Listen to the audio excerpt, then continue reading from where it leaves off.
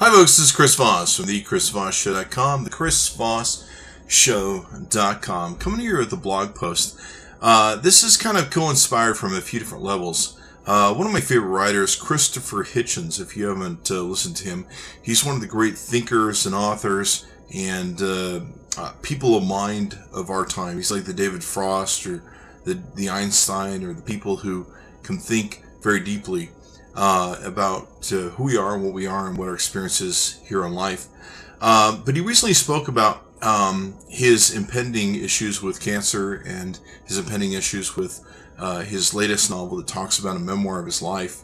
And he one of the things he references is pretty interesting. He references Leopold Bloom's Ulysses, in which Ulysses, or Leopold Bloom, states, "You should read your own death notices. It gives you a new lease on life." I think we may have been in some sort of self-improvement seminar through some of these different experiences where people have asked us, or maybe in high school, to write our own epitaphs as to who we were, what we did, and what those things are about.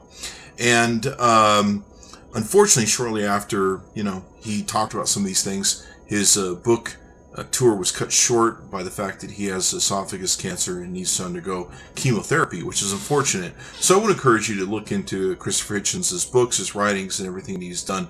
Not only is he controversial, but he's very smart and probably one of the greatest thinkers of the current day, age, and time. So it got me thinking, and I really wasn't dwelling on the concept, but recently, I had a friend write me from California, and I was talking about some of the pictures that I had and everything else. I came across a picture that I really feel most endeared to, and I'm going to put this below in the video. And I made the joke, and if you know me, I'm a big joker. When you've been through a lot enough in life, you tend to see the comedy in it. And which is probably why, Steve Jobs thinks Applegate is probably funny in his mind. I don't know if he does or not. I mean, certainly his emails prove otherwise.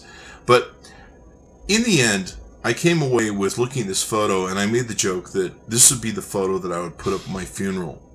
This photo that you see below in this video would be the photo that I would put up on my funeral. And I made the joke that I said, anything I would like that if people came to my funeral, they would look upon my casket and they would look upon this photo, and I would like my tombstone endeared, or I would like the memory of me endeared as the Chris Voss. He lived. That's my eulogy. I would like people to know that I lived. I've been very blessed at some of the choices that I've made in life to not self-engender or self-promote myself with some of the narrow visions that sometimes things people achieve or dwell to in life. And my life has been about a constant state of adventures, and it's been a constant state of smiles, happiness, fun, in search and endeavor to those ideals. And so, to me, the picture you might see below this video on my blog represents what I like people to see. And I would hope that when people would come to my funeral, that they would be overcome at the ability to laugh at an outrageous photo of mine. And I can think of no fitting photo of purpose in any shape or form in all of my history that would probably embody or encompass the grand nature of who Chris Voss is. And so, thereby, what I have done is share with you my obituary, my epitaph, if you will.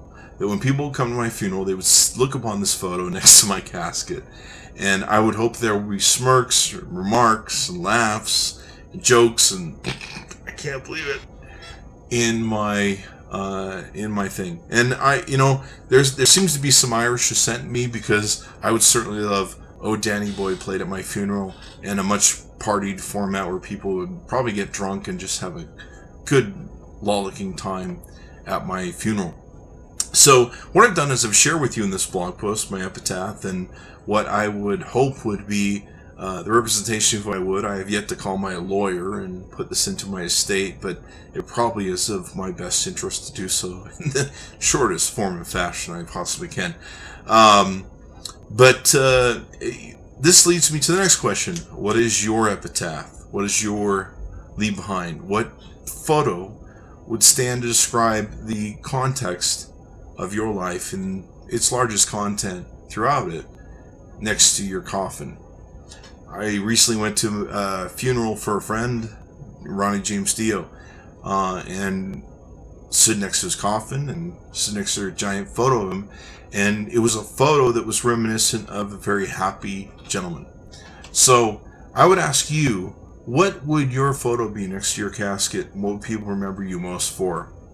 And maybe the most important thing about asking that question is asking yourself, what should the next 10 to 20, 30, 40, 50, 60, 100, yes, we're living longer, 100 years of my life be? So I hope that impacts you in some small way by the example I've set here forth for you. And remember, always check back daily to the chrisvossshow.com. And I hope to see you at my funeral. Well, I won't see you, but hopefully you'll see this photo. Thank you. Bye-bye.